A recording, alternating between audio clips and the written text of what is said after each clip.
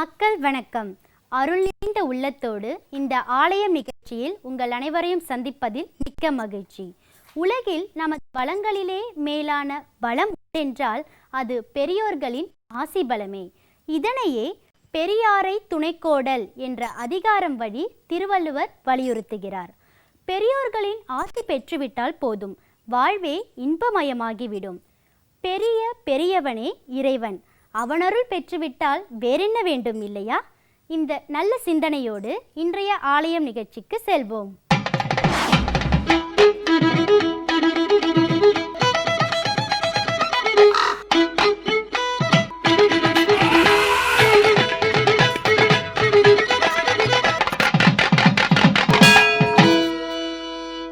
பக்தர்களின் நன்கொடை, அரசாங்க நிதியுதவி இவற்றால் பல ஆலயங்கள் செல்வ செழிப்புடன் விளங்குகின்றன. அதே வேளையில் பல ஆலயங்கள் அழியும் நிலையில் கவனிப்பாரற்று கிடக்கின்றன. இந்த ஆலயங்களின் வரலாறு, புராண சிறப்பு, பக்தி மகிமை இவற்றை வரும் தலைமுறைக்கு தெரிவிக்க வேண்டும். அந்த வகையில் இன்றைய நிகழ்ச்சியில் என்ன ஆலயம், என்ன சிறப்பு என்று பார்க்கலாமா? முருகப்பெருமான் குன்றுதோறுமாடும் அழகனென்றாலும் அவன் ஞானமே வடிவானவன். ஔவையார் வாக்கில் சொல்லப்போனால் அவன் ஞான பண்டிதன். குமரன் எத்தனையோ குன்றுகளில் கோவில் கொண்டிருந்தாலும் ஞான மலை என்ற பெயரில் உள்ள இத்தலத்தில் எழுந்தருளி இருப்பது சிறப்பிலும் சிறப்பல்லவா? வேலூர் மாவட்டம் காவேரி பாக்கத்தில் இருந்து சோளிங்கர் செல்லும் வழியில் 14வது கிலோமீட்டரில் மங்கலம் என்ற ஊருக்கு மேற்கில் 2 கிலோமீட்டர் தொலைவில் உள்ளது கோவிந்தச்சேரி என்னும் கிராமம். இங்குள்ள மலைதான் ஞானமலை. சோளிங்கர் மலைக்கோவில், திருத்தணி மலைக்கோவில் இரண்டுக்கும் நடுவே தெற்கில் அமைந்திருக்கிறது ஞானமலை. மேலிருந்து பார்த்தால் இந்த 3 மலைகளும் அக்கன்னா மாதிரி அமைந்துள்ளது.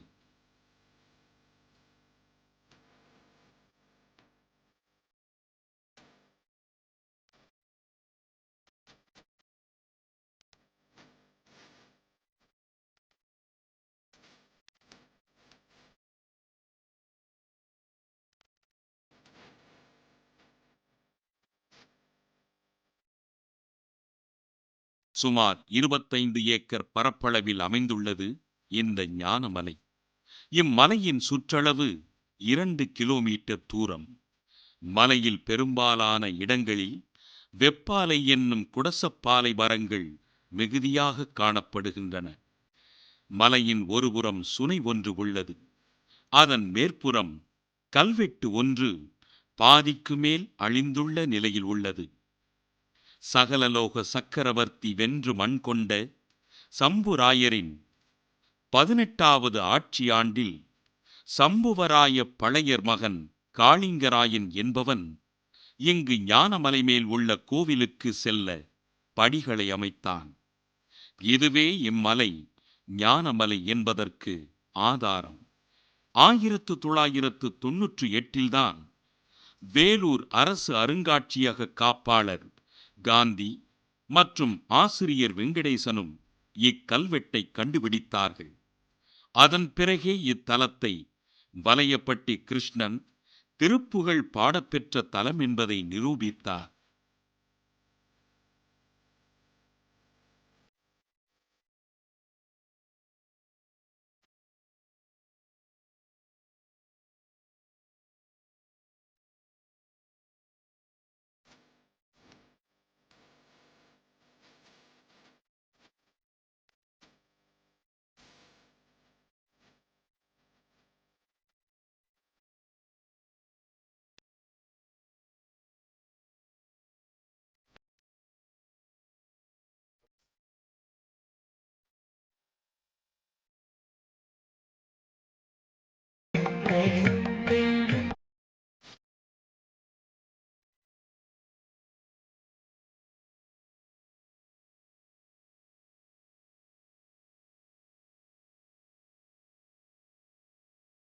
மலையடிவாரத்தில் தெற்கு நோக்கி அமைந்த ஞானசக்தி கணபதி கோயில் அமைந்திருக்கிறது.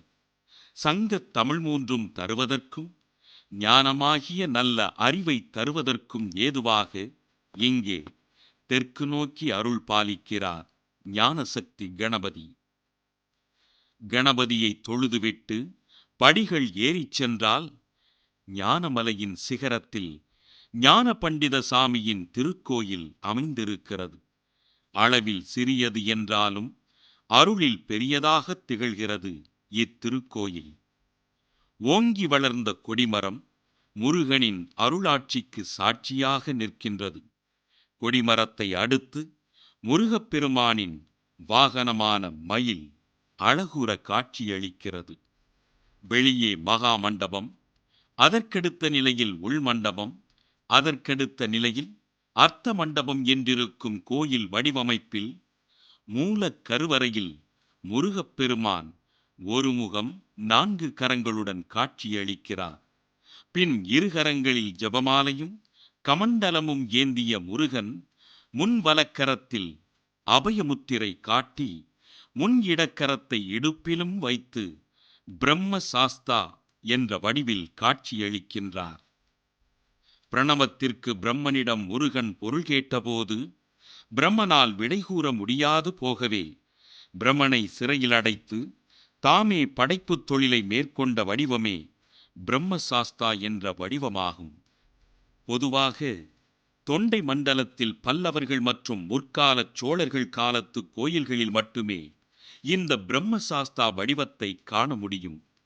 பிரம்மசாஸ்தா என்றால் பிரம்மனை தண்டித்தவன் என்று பொருள்படும்.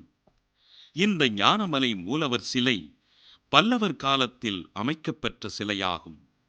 ஞானமலை முருகனுக்கு இருபுறமும் வள்ளி தேவசேனை இருவரும் சுமார் 3 அடி உயர அமைப்பில் நின்ற கோலத்தில் காட்சியளிக்கின்றனர். இமையவர் துதிப்ப ஞான மலையுரை குரத்திபாக இலகிய சசிப்பெண் மேவு பெருமாளே என்று அருணை முனிவர் போற்றி புகழும்படி ஞான பண்டித சுவாமி இங்கே ஞான வள்ளி ஞான குஞ்சரி சமேதராக திருவருளை பொழிகின்றார். வள்ளிமலையில் வள்ளியம்மையை கரம் பற்றிய கந்த பெருமான் அவளோடு இன்புற்றிருக்க அவளை திருத்தணிகைக்கு அழைத்து வருகிறான். பதி எங்கிலும் இருந்து விளையாடி பல குன்றிலும் அமர்ந்த குமரவேள் இந்த ஞானமலையில் குறவர் மடமகளுடன் இனிதமர்ந்தான். வேதங்கள் தேடியும் காணாத முருகப்பெருமானின் திருப்பாதங்கள் பதிந்த புண்ணிய பூமியே இந்த ஞானமலையாகும். இந்த ஞானமலையில்தான் அருணகிரிநாதருக்கு முருகப்பெருமான் காட்சியளித்தான், கருணை பொழிந்தான். அது எப்படி? முருகப்பெருமானின் பாதங்கள் பதிந்த மலையின் சிறப்பு என்ன? நாளைய நிகழ்ச்சியில் பார்க்கலாம். உண்மைகளை மறக்காமல் இருப்பதற்காகவே திருமுறைகள் எழுந்தன. ஒவ்வொரு திருமுறை சொல்லும் நமக்கு உண்மையை வலியுறுத்துகின்றது, அறத்தை போதிக்கின்றது. இனி நிகழ்ச்சியின் அடுத்த பகுதியாக வருகிறது திருமுறை விளக்கம்.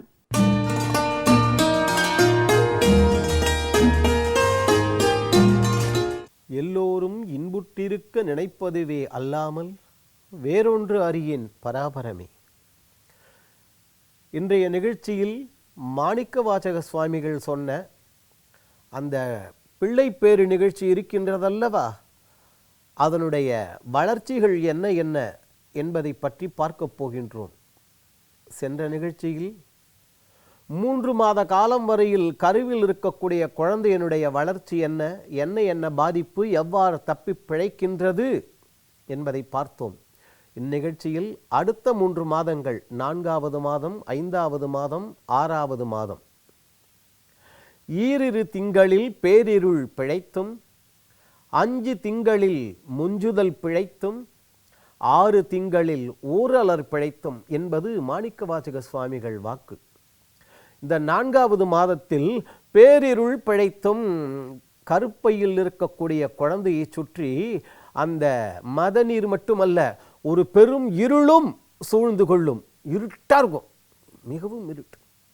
கோடீஸ்வரம் வீட்டு குழந்தையாக இருந்தாலும் சரி, ஆஹா கோடீஸ்வரர் வீட்டு பிள்ளை, உள்ளே இருட்டாக இருக்குமே, சின்னதாக ஒரு விளக்கு உள்ளே முடியுமா? நடக்காது ஐயா.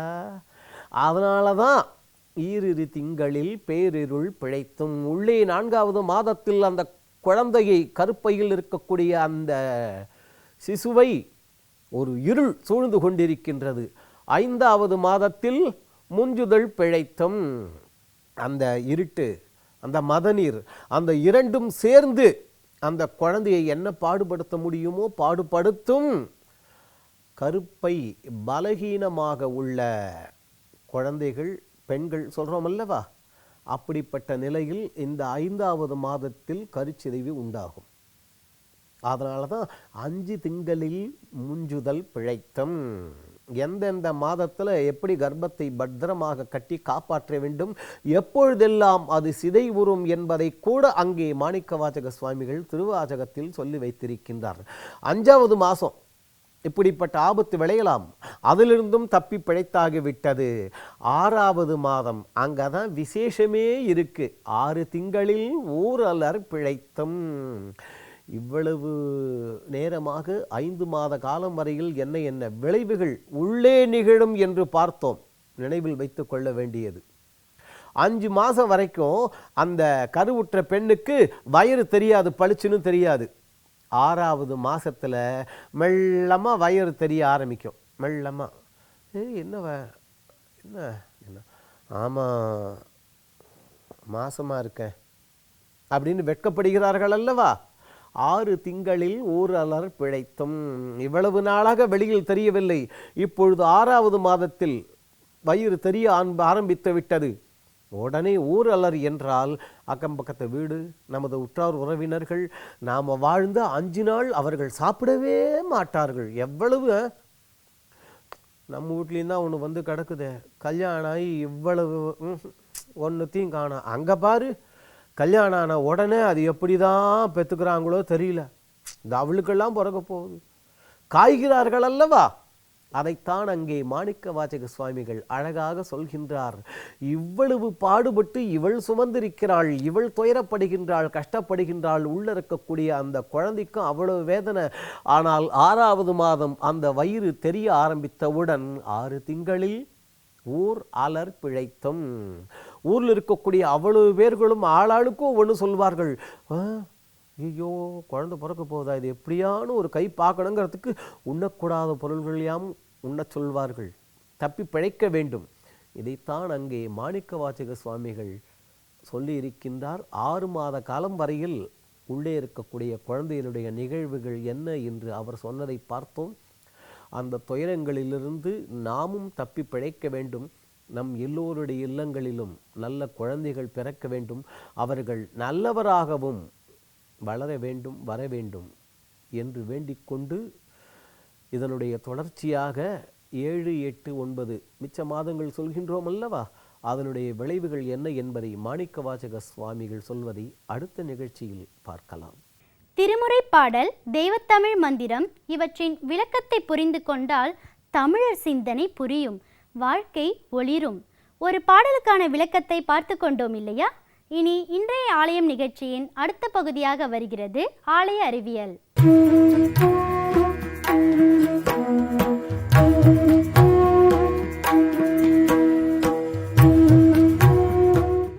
அன்பர் பணி செய்ய என்னை ஆளாக்கி விட்டுவிட்டால் இன்ப நிலை தானே வந்து எய்தும் பராபரமே. திருக்கோவில்களில் அம்பிகையின் அழகுமிகு வடிவத்தை நாம் தரிசித்திருப்போம். அந்த அழகான அம்பிகையின் திருவடிகளில் ஒரு எருமை மாடு, இப்படி கொம்போட எருமை மாட்டு தலை இருப்பதை போல் பார்த்திருக்கிறோம் அல்லவா. அது என்ன விசேஷம்? இதன் காரணமாகவே ஒரு தவறான கொள்கை இருந்தது, இதை மறுக்கவே முடியாது. அது எருமை மாடு, அம்பிகைக்கு எருமை மாட்டை வெட்டி பலி கொடுத்தால் அது மிகவும் விசேஷம் என்று இங்கே சென்னையிலேயே இப்படி எருமைகளை பலியிட்ட ஒரு திருத்தலமே உண்டு. எருமை வெட்டி பாளையம் என்றே அதை சொல்லுவார்கள். அதே போல சென்னையில் திருவொற்றியூர் கோவில்களில் எருமை மாட்டை இதே போல வெட்டி பலி கொடுத்து ஆதிசங்கரர் வந்து அதை தடுத்து நிறுத்தியதாக வரலாறுகளும் உண்டு. அதனுடைய அடிப்படை அறிவு என்ன, எதற்காக அதை தந்தார்கள் என்பதை புரிந்து கொள்ள வேண்டியது நம்முடைய பொறுப்பு.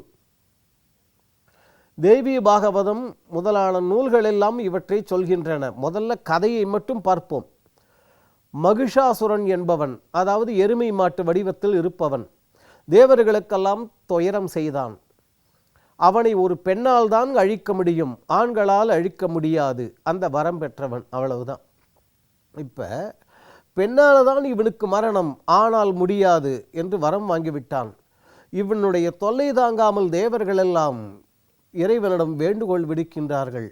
அவ்வளவு தேவர்களும் சேர்ந்து அங்கே வேண்டுகோள் விடுத்த பொழுது சிவபெருமானும் மகாவிஷ்ணுவும் பிரம்மதேவன் முதலான அவ்வளவு பேர்களும் ஒரே இடத்தில் கூடினார்கள். அவர்கள் அவ்வளவு பேர்களுடைய சக்தியும் திரண்டு எழுந்து ஒரு சக்தி வடிவமாக வந்தது. அந்த சக்தி வடிவம் இருக்கின்றதல்லவா, அதுதான் அம்பிகை. ஏன் மகாவிஷ்ணு மோகினியாக மாறி, நமக்கே தெரியும் மோகினி அவதாரம் எடுத்தது, அப்படி மோகினியாக மாறி மகிஷாசுரனை மாய்த்திருக்கலாமே, சம்ஹாரம் செய்திருக்கலாமே. ஏன் இவ்வளவு பேர்களும் கூடினார்கள்? அவர்களுடைய சக்தி இணைந்து அங்கே ஒரு பெண் தெய்வம் உருவானது, அது இந்த மகிஷனை மாய்த்தது என்று எழுத வேண்டும். மகிஷன் என்பது வேறு எதுவும் அல்ல, அவ்வளவு பழைய தமிழ் நூல்களெல்லாம் சொல்லக்கூடியது அறியாமை. அறியாமை என்பதுதான் இந்த மகிஷம், அதாவது எருமை என்று சொல்லக்கூடியது. அந்த அறியாமை நீங்க வேண்டும் என்றால் நாம் அனைவருடைய சக்திகளும் ஒன்றுபட்டாக வேண்டும். அதைத்தான் அங்கே எளிமையாக நமக்கு புரிவதற்காக கொடுத்தார்கள். அந்த அவ்வளவு பேர்களுடைய சக்தியும் அங்கே திரண்டு எழுந்து ஒரு பெண் வடிவமாக வந்தது, மகிஷனை மாய்த்தது என்றால் வேறு எதுவும் அல்ல. நாம் அடிக்கடி பார்த்து கொண்டு வருவதைப் போல ஒன்றுபட்டால் உண்டு வாழ்வு, நம்மில் ஒற்றுமை நீங்கிடில் அனைவர்க்கும் தாழ்வு. நன்று இதை தேர்ந்தெடல் வேண்டும். இந்த ஞானம் வந்தால் பின் நமக்கு எது வேண்டும்? ஆகவே ஞானங்களிலேயே மிகவும் உயர்ந்த ஞானம் என்று நாம் பார்க்க போனால் ஒற்றுமை ஒற்றுமை ஒற்றுமை, அதுதான். அந்த ஒற்றுமை தான் ஒரு மாபெரும் சக்தியாக திரண்டு எழுந்து அறியாமைக்கு எதிராக போரிட்டது, வெற்றி பெற்றது என்பதை நமக்கு விளக்குவதுதான் அம்பிகையின் வடிவம். அதன் திருவடிகளில் இருக்கக்கூடிய அறியாமை வடிவமான அந்த மகிஷனுடைய வடிவம். நாம் எல்லோரும் ஒற்றுமையாக இருப்போம், அறியாமையை எதிர்த்து போரிடுவோம். என்ன நேயர்களே, இன்றைய ஆலயம் நிகழ்ச்சியில் இடம்பெற்ற ஆலயம், திருமுறை விளக்கம், ஆலய அறிவியல் பகுதிகளில் இடம்பெற்ற கருத்துக்களும் காட்சிகளும் உங்களுக்கு புதிய அனுபவத்தையும் புத்துணர்வையும் ஏற்படுத்தியிருக்கும் என்று நம்புகிறோம். இந்நிகழ்ச்சி குறித்த உங்கள் கருத்துக்களை எங்களுக்கு தெரியப்படுத்துங்கள். மீண்டும் வேறொரு ஆலயம் நிகழ்ச்சியில் உங்களை சந்திக்கும் வரை உங்களிடமிருந்து விடைபெறுவது சரண்யா. நன்றி, வணக்கம்.